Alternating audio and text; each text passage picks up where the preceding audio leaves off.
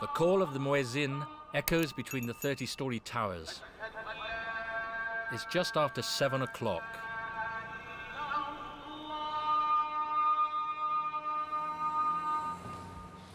You've seen Abu Dhabi as it was 50 years ago. So these are pictures that date from 1970, 1965. That's the Corniche. That's the father of the nation. It was him that united the Emirates and created Abu Dhabi from what it was to what Abu Dhabi has now become in these pictures. Sheikh Zayed, or the cult of the personality, dead but ever present, the founder of the Emirates. It's impossible to avoid him, he's everywhere. Without him, this mushroom city would never have existed. The skyscraper sellers, the property developers of every description, have a flourishing business today. Thank you, Sheikh Zayed, the providential man to whom everything here is due. The man who is also said to have ruffled more than a few feathers.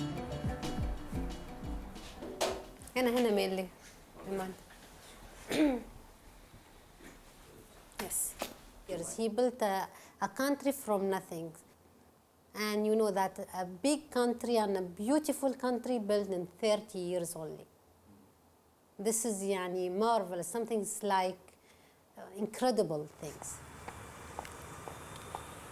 Standing at just 5'3", Raoula is a woman apart in the Emirates. Yes. Firstly, because she gives the orders to men on a construction site. And what a sight. This is the north entrance, and this is the balcony, occupy 1,000 people. Car. For 5 years now, Raoula's been working on the construction of a titanic project, the immense Abu Dhabi Mosque, which obviously is called the Sheikh Zayed Mosque. I become an engineer because of that man, you know. Like other people, they become whatever they become because of his, he's supporting to education, he's supporting and everything, We're going to schools, free universities. He wants us to learn, to become something.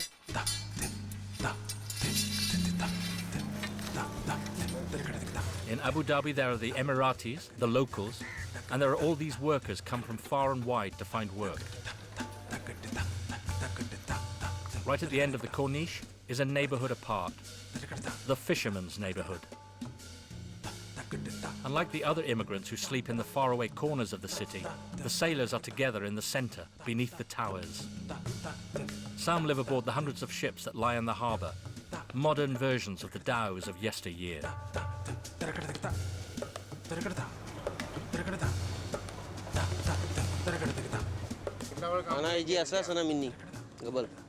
I've been here for 10 years. I wasn't a sailor in India. I went to school, and when I finished school, I came straight here. If I could get work on land in construction, I'd go right away, because working at sea is not easy. We work hard, and it doesn't pay much. I've been working here for several years in a row now, without going home to India. On shore, the Indian fishermen work ceaselessly around the gargoule, these thousands of fish traps that must be maintained or constructed. Far from the boulevards, far from the great mosque, Port Zayed stands out. The docks have become a show, the faces a curiosity, something exotic. The crews are used to the cameras, docile. Paradox. Only women, even photographers, need to be afraid of the lens.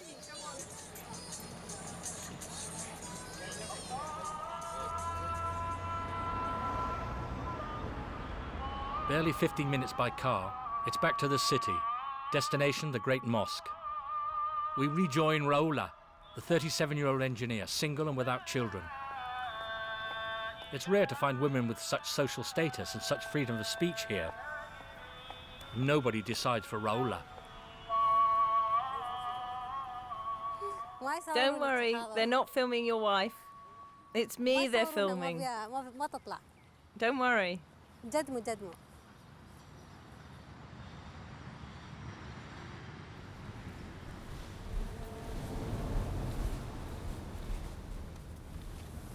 Because people play. This is the men prayer hall, the small hall. It's occupied about 1,200 men. They can pray in the same time.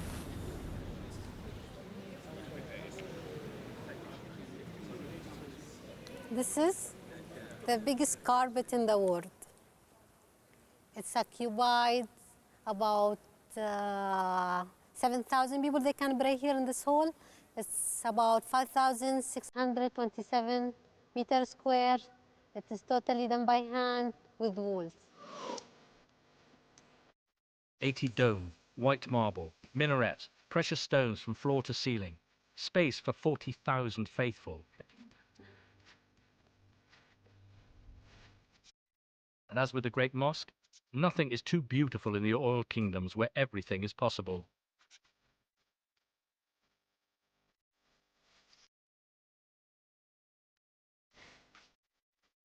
Some like to kill their boredom by driving 4x4s around the recently opened Formula One circuit. You must admit that with petrol at 25 cents a litre, you can treat yourself.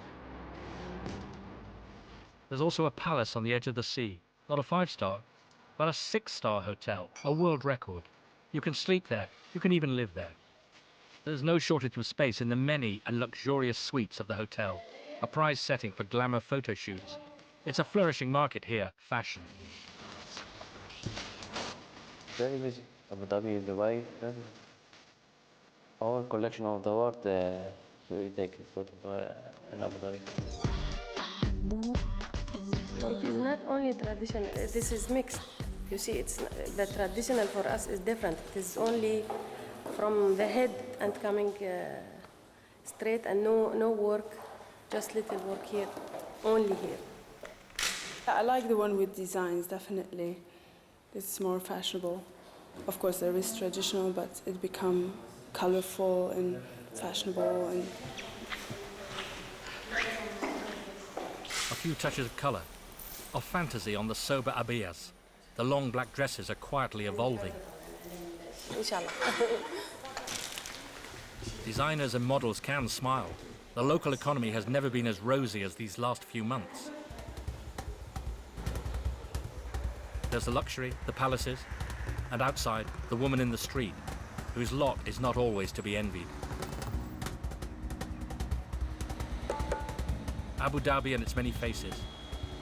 There are these armies of male workers flooding into the streets of the city on Fridays, the holiday, the day of rest on the construction sites. So there's a crowd at the banks to send money back home. The vast majority of the population of Abu Dhabi comes from somewhere else.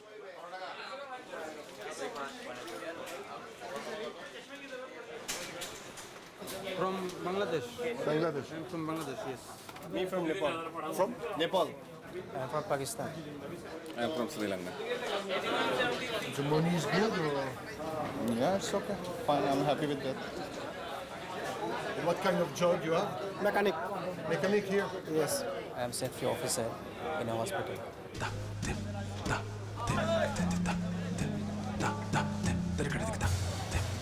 And then, at the foot of the city's towers, you have the fishermen, the Indians, not necessarily the most fortunate of all.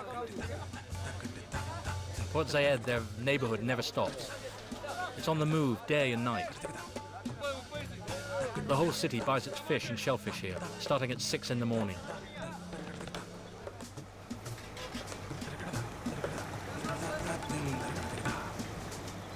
Usually they spend 4 days at sea, return, and then set out again. In Abu Dhabi, not a single Indian owns a boat. They don't have the right. Nor the right to sail out to the open sea alone without being accompanied. The law obliges us to take somebody from here with us, an Emirati. The problem is that even if we don't catch any fish, you have to give him money, 1,700 dirhams. And whether we get any fish or not isn't his problem. He comes out with us, and when he gets back, he gets paid. If we haven't caught anything, we have to find some way of giving him the money.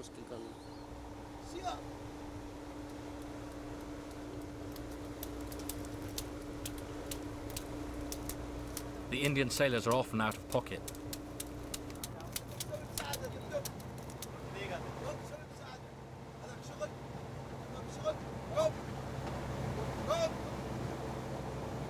Worse, they have to put up with the moods of whoever the law forces them to take along.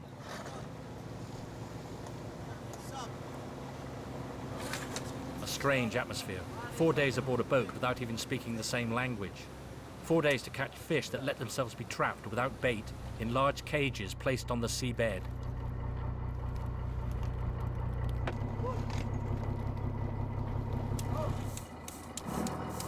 Dhows, the young captain, is resigned. The Abu Dhabi authorities would never allow Indians to sail alone. Even in rough seas, you must have a local eye on board. With the latent conflicts with the Iranians and the oil rigs in the distance, the area is too strategic.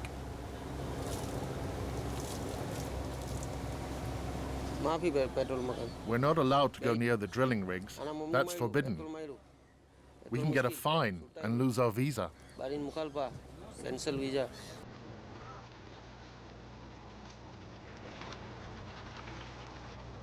When the ship sets course back to Abu Dhabi, the crew's hopes rise. From seeing so many towers rise up from the earth, the Indian fishermen must think that one day or another they will have the chance of joining their compatriots on the construction sites. Some dream of dry land and of not losing their precious visa. Others would like to invent new fashions in clothing. And others would like to be in Raoula's place.